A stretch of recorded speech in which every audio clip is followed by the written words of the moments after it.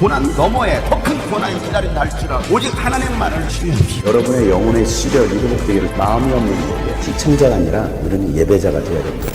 샬롬, 복된 새날이 밝았습니다. 오늘도 하나님의 평강이 여러분의 삶에 가득하기를 주 여러분을 축복합니다.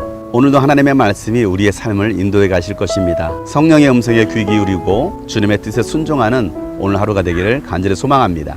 함께 나눌 말씀은 이사야서 7장입니다. 우시아의 손자요 요담의 아들인 유다 왕 아하스가 나라를 다스릴 때에 시리아 왕 르신이 르말리아의 아들 이스라엘 왕 베가와 함께 예루살렘을 치려고 올라왔지만 도성을 정복할 수 없었다. 시리아 군대가 에브라임에 주둔하고 있다는 말이 다윗 왕실에 전해지자 왕의 마음과 백성의 마음이 마치 거센 바람 앞에서 요동하는 숲을처럼 흔들렸다. 그때 주님께서 이사야에게 말씀하셨다. 너는 너의 아들 스알랴숲을 데리고 가서 아하스를 만나가라. 그가 새 탁자의 밭으로 가는 길 윗못 물 빼는 길 끝에 서 있을 것이다. 그를 만나서 그에게 정신을 바짝 차리고 침착하게 행동하라고 일러라. 시리아의 르신과 르말리아의 아들이 크게 분노한다 하여도 타다감만 두 부지깽이에서 나오는 연기에 지나지 않으니 두려워하거나 겁내지 말라고 일러라. 시리아 군대가 아하스에게 맞서 에브라임 백성과 그의 왕 르말리아의 아들과 함께 악한 계략을 꾸미면서 올라가 유다를 쳐서 겁을 주고 우리들에게 유리하도록 유다를 흩어지게 하며 그곳에다가 다브엘의 아들을 왕으로 세워놓자고 한다. 주 하나님께서 말씀하신다. 이 계략은 성공하지 못한다. 절대로 그렇게 되지 못한다. 시리아의 머리는 다마스쿠스이며 다마스쿠스의 머리는 르신이기 때문이다. 에브라임은 65년 안에 망하고 뿔뿔이 흩어져서 다시는 한 민족이 되지 못할 것이다. 에브라임의 머리는 사마리아이고 사마리아의 머리는 고작해야 르말리아의 아들이다. 너희가 믿음 안에 굳게 서지 못한다면 너희는 절대로 굳게 서지 못한다.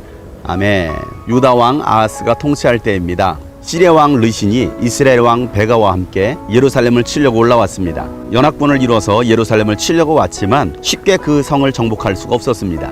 그래서 시리아 군대는 에브라임에 주둔하고 있었던 것입니다. 그 소식을 유다 왕 아하스가 듣게 됩니다. 그때 왕과 모든 백성들은 시리아군이 주둔해 있다는 말을 듣고서 그 마음이 요동하기 시작했습니다. 두려워 떨기 시작했습니다. 그때 주님께서 이사야에게 말씀하십니다. 아하스 왕을 만나라는 것입니다. 그리고 아하스가 지금 어디에 있는지 하나님께서 자세하게 말씀해 주십니다. 하나님은 우리의 모든 것을 다 알고 계십니다. 우리가 걷는 거, 우리가 생각하는 거, 우리가 머무는 곳, 그곳까지 하나님은 모든 것을 아십니다. 여러분의 생각과 여러분의 모든 계획까지도 아시는 하나님께서 오늘도 우리를 찾아오시는 것입니다. 우리는 알 수 없는 미래를 살고 있습니다. 내가 아무리 계획을 한다 할지라도 그 계획이 이루어질 수 있는 것도 아닙니다. 우리의 모든 것을 아시는 분은 하나님이시기 때문에 우리가 그 하나님을 의지하고 우리의 삶을 하나님께 맡기면 하나님께서 우리의 삶을 주도하시고 이끄십니다. 하나님은 이사야에게 아하스를 만나서 정신을 바짝 차리고 침착하게 행동하라고 일러줍니다. 시리아의 르신과 르말리아의 아들이 분노한다 할지라도 그들은 타담한 부지깽이에서 나오는 연기와 같다라는 것입니다. 그러니 두려워하지 말고 겁내지 말라는 것입니다. 여러분을 공격하고 여러분을 넘어뜨리려고 하는 그 모든 세상의 대적들은 타담한 부지깽이 연기와 같습니다. 아무것도 아닙니다. 그러니 우리는 두려워할 이유가 없습니다. 이미 사단의 권세는 예수님께서 십자가의 죽으심과 부활하심으로